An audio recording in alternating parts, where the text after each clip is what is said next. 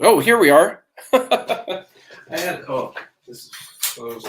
Sorry, we're a little disorganized this morning, but we're here, and it looks like I missed the lives on the Facebook. Doggone it! So we're gonna go live on LinkedIn, YouTube, and Periscope, and we'll just share it on Facebook later. So, good morning. Good morning. Good morning. Good morning. How are you in the great USA and this worldwide culture we have now, all connected technologically by today? It's StreamYard. Yes, it sure is. Well, I'm going to go ahead and do the intro here. We'll see you in just a minute.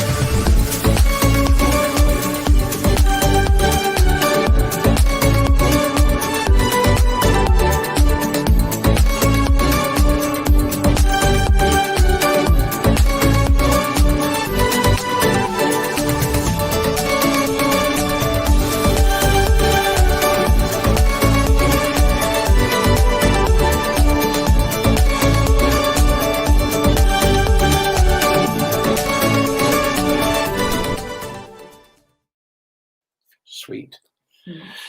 It's Jaime and Sara. And we are live with Bottleneck. It's a week in review where we're going to talk to you about how our week went, the challenges we experienced, the successes we've experienced, and what we're planning on doing in the upcoming week so that we can help stop the bottleneck in your business. Hopefully you can relate with some of the challenges we've experienced. And we've had we've been pretty busy this week, actually. And we were just a tad late this morning, so it's not out there on Facebook. So when you watch this on Facebook, it's not going to be live. It will be a replay, but we'd still love to hear your feedback and all of that. So right now we're on LinkedIn. Thank you for LinkedIn for accepting us into your beta LinkedIn Live program, YouTube, and Periscope, which is then going to Twitter. So the topic of our conversation today is the importance of follow-up. So keeping in mind, that's going to be the theme for today, the importance of follow-up. And it's really important to follow up. I'm going to see if we can maybe get that there. I'm trying not to get it up. The little stop the bottleneck in your business on my wife's forehead there. I'm not really this tall. I'm on a stool because we were in the middle of a meeting and I had to just run in here for the live.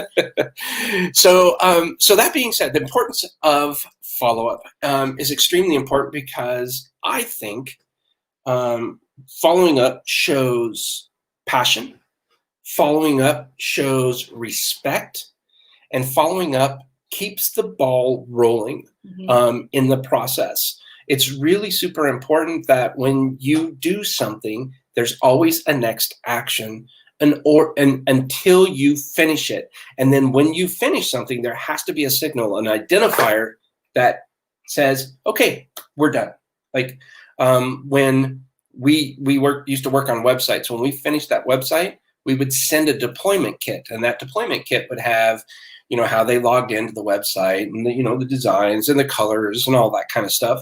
And we would talk with our clients and say, okay, when you receive that deployment kit, our job is 100% complete. And you're going to agree in an email that when we send that out there, that job will be complete.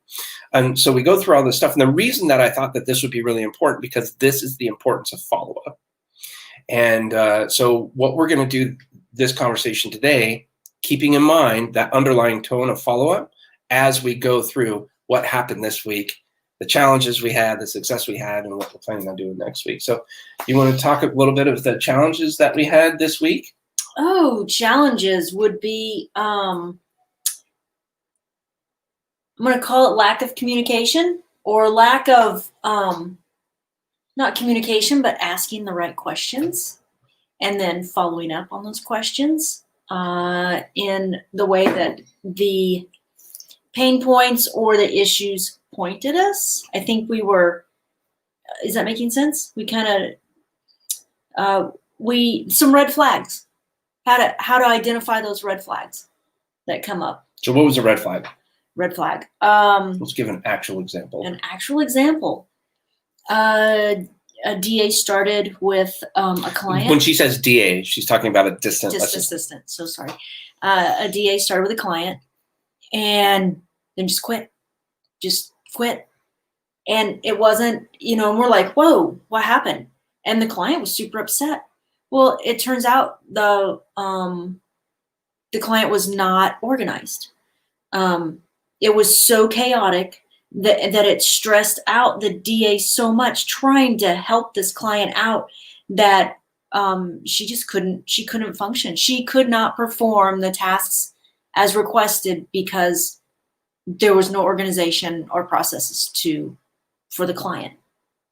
And that we weren't asking some of the right questions of this client. And we take responsibility. Right. Like, it's our fault. Right. We feel that we didn't prepare the DA or the client. Mm-hmm. Yeah, right. But most specifically, so I totally agree with that. One of the things that we took from this is that we have to better educate the client and the distant assistant. So what are we going to do? We came up with a really cool, we're changing actually our workflow, our onboarding workflow now, and we're adding in two additional steps in the onboarding workflow. And one of them is to have an actual meeting with the client to review. So these are the successes, I would think, for that, because that was a challenge. It was, yeah. And you look at it, and we didn't go, oh my gosh, it happened again.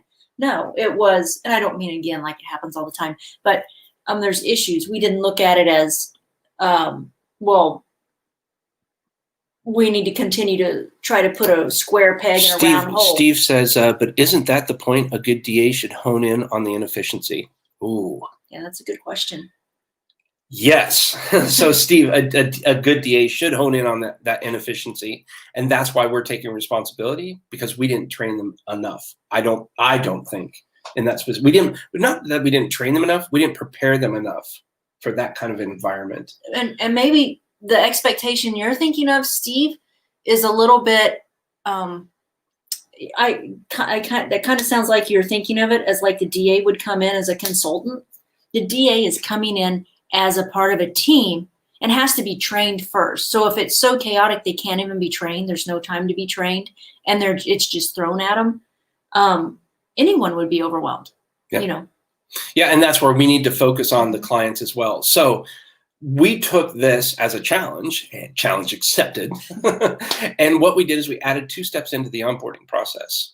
So what we do is we send out a questionnaire to all of our clients, and they fill out this questionnaire, and they talk about, these are the things that I'm, that I'm feeling stressed with, or that I'm challenged with, and these are the things I would love to have off my plate if I can do that, blah, blah, blah. And we call it a brain dump, and there's all these things. And so what we've done with that up until now is we've taken all that information, and that's how we started sourcing a candidate to help fill this role, this void, this gap for our client. Mm-hmm. Instead, what we're doing is we've created this intake review meeting, and that's going to be an extra step where we come together as a team collectively to review that questionnaire. We call it a DA intake form with the client. And our goal of that is 3 objectives. What are the 3 objectives? Because we went over this, and I want to show everybody that we talked. Oh, I was going to ask you what the right. You need to say those. Okay. And I had some confusion on this, and I got mixed signals from people. So Jaime, I would love for you to. And he says, and denote it and get nipped in the butt. Yep. Exactly, right, Steve. 100%. So what we want to be able to do, in keeping with our theme and following up, is always take that next step. So in this intake review meeting, while we're talking with the client, this gives us an opportunity to understand what they want to do, set the expectations, agree on those expectations, so that when we move forward with a consistent message that we both understand. Or I should say all 3 of us, the DA and the client. So our objectives are for this call is to find out what the high priority tasks are, the medium priority tasks, and the low priority tasks. The next objective is that we want to make sure that we schedule a follow-up with them so that we can go over the 90-day implementation plan, because that's the goal to get out of all of this conversation, is to prepare a 90-day implementation plan for them. And the other is to set up and confirm with them what their schedule is going to look like to train somebody. And we want to get clear on that. Now, once that IRM, we call it, intake review meeting is done, and we've scheduled in next week for this next meeting where we're going to actually present to them this 90-day implementation plan, what's going to happen is we're going to be able to walk through this process and get this feedback, start putting it out in a plan, but also this gives us time to source while we're still working with our client. So it's hitting two birds with one stone. We're communicating with our client, we're following up with them as promised, and in the meantime, we're sourcing a highly skilled, dedicated distant assistant that's going to be able to fulfill this role based on all the information that we've got and we've gotten clarified by the client. So the next step that we came up with is called the 90-day implementation plan meeting. And this has already been scheduled, but can you go over what the 3 objectives for that is? Notice we have 3 objectives for each one. So we're going to be completely clear. We're going to get a confirmation that they agree to the 30-day implementation plan. Mm-hmm. We're going to make sure that the DA has reviewed this 30-day implementation plan, so they're familiar with it. So when they start with the client, they're ready to go. Yep. They have a clear understanding. And then the next step is to schedule the time for the introductory call. So the client can meet the DA with us, and we can talk, we can chat, we can talk about challenges, we can talk about setting expectations, what the DA should expect, what the client should expect, and what the next steps are with the 90-day implementation, which is, do we want to go into that? Yeah. The phases? Yeah. So what's really cool about the 90-day implementation plan is I don't know any other organization.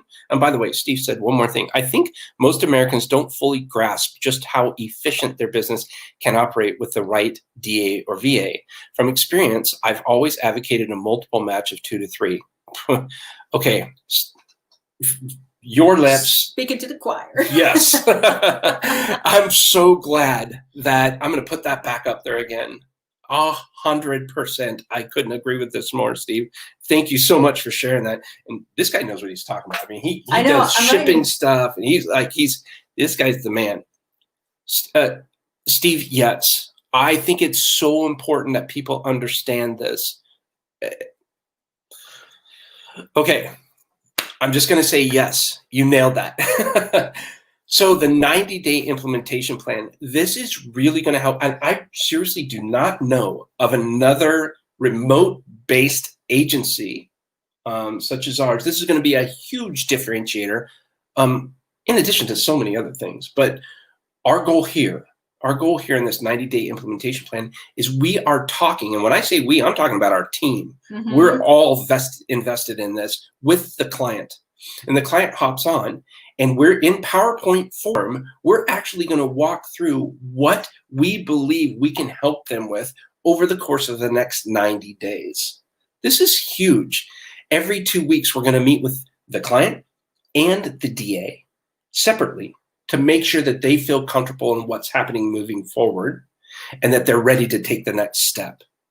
And we've broken this 90-day implementation schedule down into 3 phases. One phase, phase 1, phase 2, phase 3, month 1, month 2, month 3.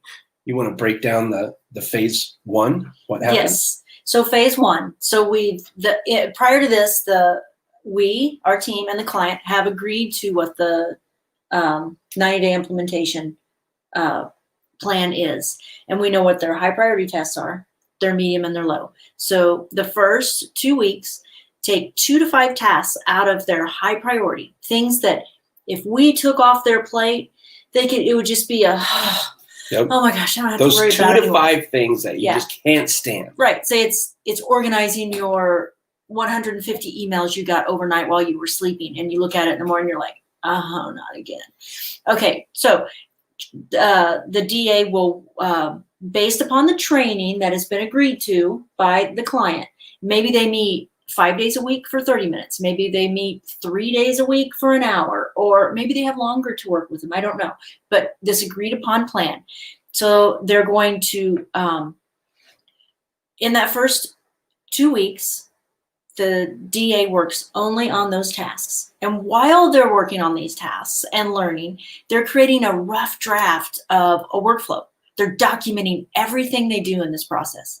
And at the end of these 2 weeks, we will meet separately with the DA and the client and talk about progress. How's it going? What's happening? What's happening with you guys? And kind of take the temperature, gauge what's going on. Yeah, and add it. Do we need to help them? Do we need to step in? Or is everything going great? Perfect. I want to add in one thing there too, because confidence is a big factor when it comes to trust. And building a new relationship, there's trust is earned usually. So when you start doing something new, there's a relationship that has to, develop. And 2 weeks, yes, that's a super quick time for, trust and all that stuff to really resonate. However, after that 2 weeks, based on the performance, that client is going to have either a better relationship with that DA or a worse relationship with that DA. And it's our goal that they have a better relationship, obviously, and they build the trust. Because if they feel confident at the end of that 2 weeks or at the end of phase one, that those tasks are being performed up to their expectations, their standards, they're going to feel more comfortable in delegating more responsibility. And that's a reward to our DAs to get more responsibility.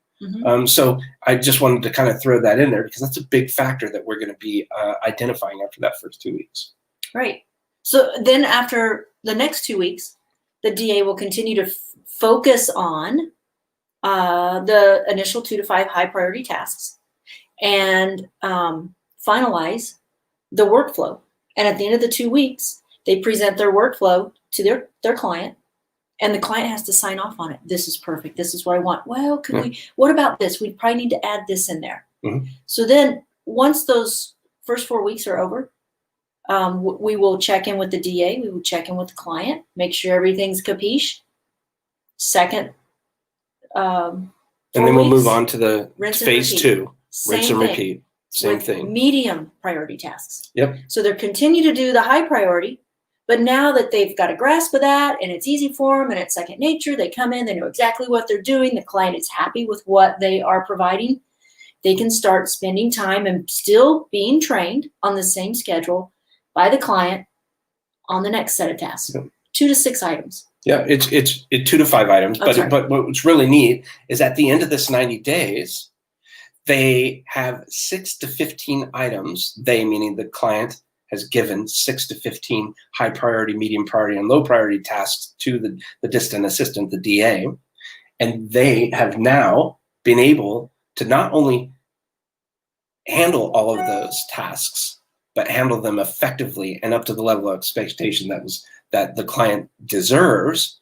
But they also have all the workflows completed for those, that they can start now a workflow library. In 90 days, you can have 6 to 15 tasks handled for you and workflowed or processed out. I think that's just amazing. And Steve came back and he says, in my experience, this is a great opportunity for American small biz owners to amp up their business. However, one technique I've found really successful is that you need to give the American biz owners 3 DAs to interview.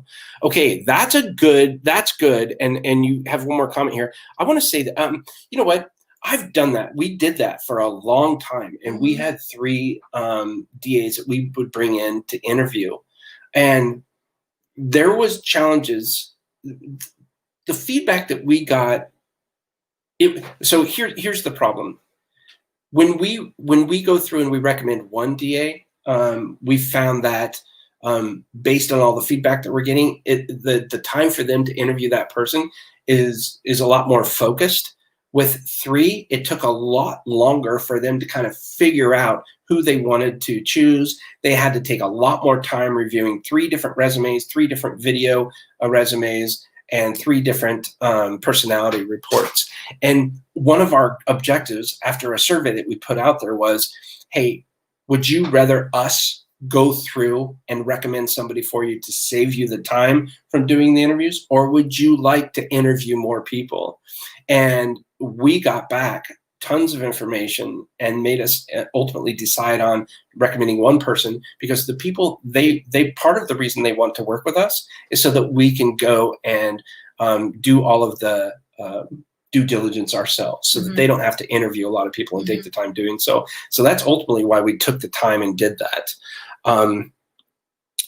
So he said, the Philippines produces amazing folks, but some can be very reserved, some very subservient, and do not know when to push back. And often they retreat into a shell when confronted. Yeah. Oh, yeah. What have we learned?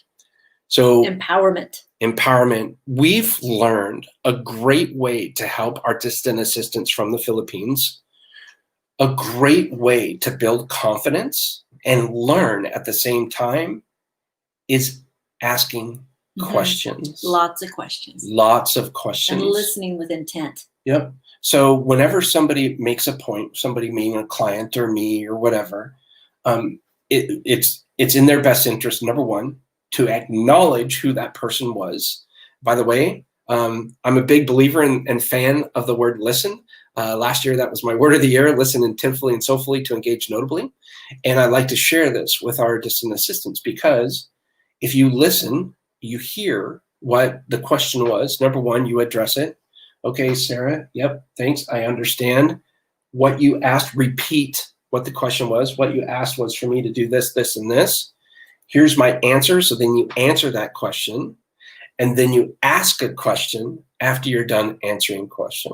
So in other words, is there anything else you would like me to know about this particular task? Right? So, and then that way that puts the ball back into the client's court. And what we found by helping our distant assistants learn to interact like this is it actually gives them more confidence. And they have kind of a game plan during conversations, especially in the beginning during their training sessions. He says he thinks we should consider adding an express bottleneck mode. What I mean is your website should allow any client the ability to get work done, agnostic of actual DA process.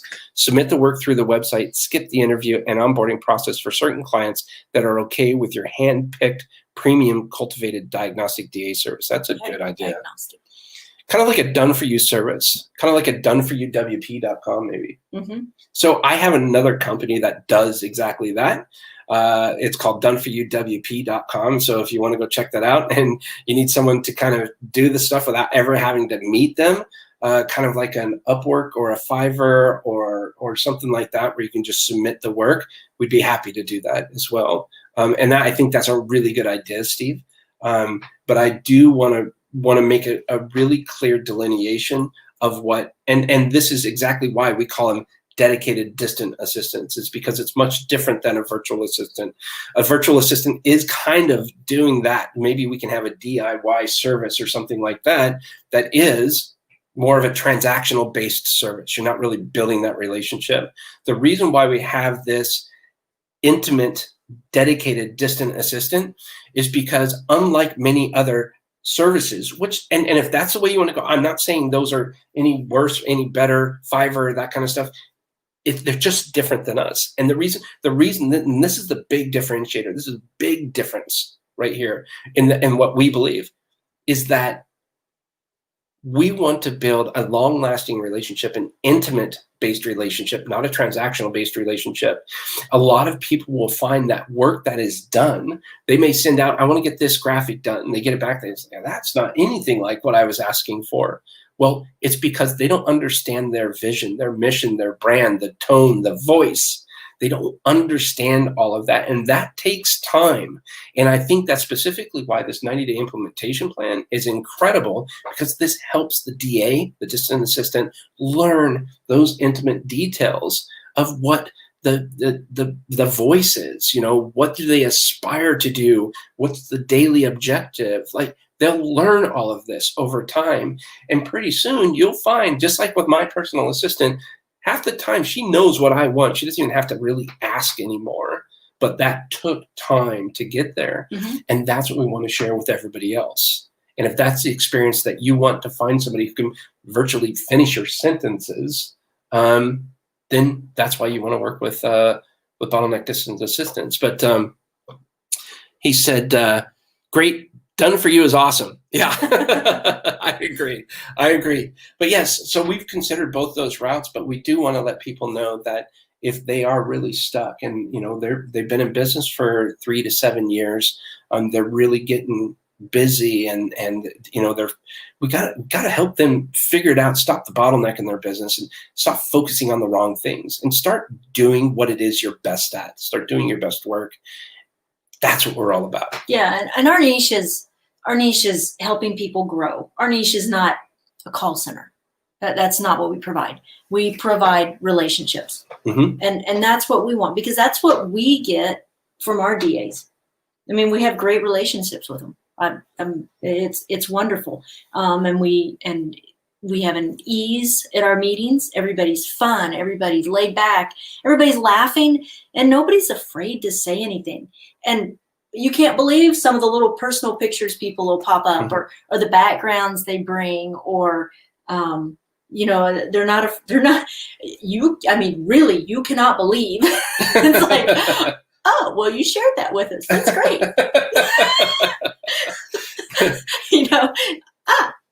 It's fun. We do have fun with it, and so but Steve, thank you so much, because Elaine told me a lot about you, man, and you have a lot of good stuff going on, and I really appreciate your feedback. You're one smart cookie, and so thank you for sharing your insights and commenting on that, because it's things like this that really help drive us and push us. Mm-hmm. And if something comes up that we haven't thought of before, man, let's consider doing something like that, because we want to. We're sponges. We are sponges, and we really want to continue to improve. Mm-hmm. We're not afraid of challenge. Obviously, we don't necessarily like confrontation, but being business owners, that's part of the job. We just have to take the confrontation with a grain of salt, and understand that this can always turn into positives. So that's our goal, and that can maybe be construed as one of the successes mm-hmm. of this mm-hmm. week, and what we've done, and how we respond to things. We don't react; we respond to things. And so one of the oh, did he say something else? Yeah. Thanks. Gotta run. Great show. Thanks, Steve. Have fun. Okay, so we got to run too, but we want to talk about what's planned for next week. Because okay. I have another success. I finished all my videos. I promised you guys I would come back this week and tell you how I did. Or not my videos. All the PowerPoints. The PowerPoints for the meetings. Yep, for your meeting. All done. Okay, yes. And then Jamie gets his dobro today at some point. Oh. So Jamie's going to start learning to play the dobro. And yeah, my dad sold me his dobro, so it's pretty special that I get to play on that dobro. I'm pretty excited. Yeah, and then let's see, Jamie's got a new hockey stick to try out today. His was dead, and next week for me is I get a massage. I get a torture massage. I'm so excited. But work-wise, I'm just continuing to work with the girls. I'm taking a more active role in trying to help with the sales and onboarding. I am not a salesperson. However, I do have a pretty good, I can kind of judge people. I kind of stand back. Jamie comes up with some great ideas, and I'm like, and I bite my tongue a lot, and I don't, And it's a good thing, because they turn out to be magical. Every single one of them. Yeah. I can see some red flags for me are so flippin' obvious, and others are like, oh, I didn't see that coming. So we're kind of the yin and yang here. We play off each other pretty well. Yin and yang. So what else is next week? Speaking of following up, I'm going to follow up. We're going to change the MOU a little bit. That's the agreement that we have. It's called a memorandum of understanding. Yeah, and with our DA, we're going to implement an honesty clause. Yep. Because if you've ever hired anyone, or you've been part of an interview process, some people will tell you anything to get a job. Anything. So there's and all the questions you can go through, we're identifying these red flags. We know we pretty much got a handle on it now, but we're going to add in an honesty clause that will act as a further deterrent. So just things you learn, Yep. People are people, and, the best of intentions. Yep. And I think some of my goals for next week is I'm going to be working with the team. We're going to be reviewing the processes and adding in this 90-day implementation plan, which I think is going to be very helpful. So that's going to be a big step. We're also working on a new referral affiliate program, and that should be in about 2 weeks that we finish that, but we've started working on that. And yeah, a lot of stuff going system-wise, infrastructure-wise that we've learned over the past couple of weeks since we've launched the new brand, the new category. So we're pretty excited. So we're running over today, so we got to get going. I want to say a shout out to my daughter. She has debate tournament this weekend, and I just want to wish you luck. Love you. Good luck. Kick some booty. And thank you to everyone. Thank you. Special shout out to Dr. Terry Levine. Thank you so much for inviting me into your sphere of influence, into your group, and allowing me to present on the 3 things that you need to know before you hire someone. And I really appreciate you giving me the opportunity to do that. Thank you to Elaine Pofelt for being on Live with Bottleneck. We had an unbelievable conversation. Thank you for coming and being there, even though your local mayor was knocking on your door. And then I want to say thank you to Denise Lee Yohn for joining me on Live with Bottleneck as well. We had a wonderful conversation. So if you haven't heard those conversations, go back and check them out. They're fantastic. And then anything else? No, we got to run. Have a good one. We're going to go play some hockey. Bye for now. Oops. Where are we at? Oh, I'm down here. Okay.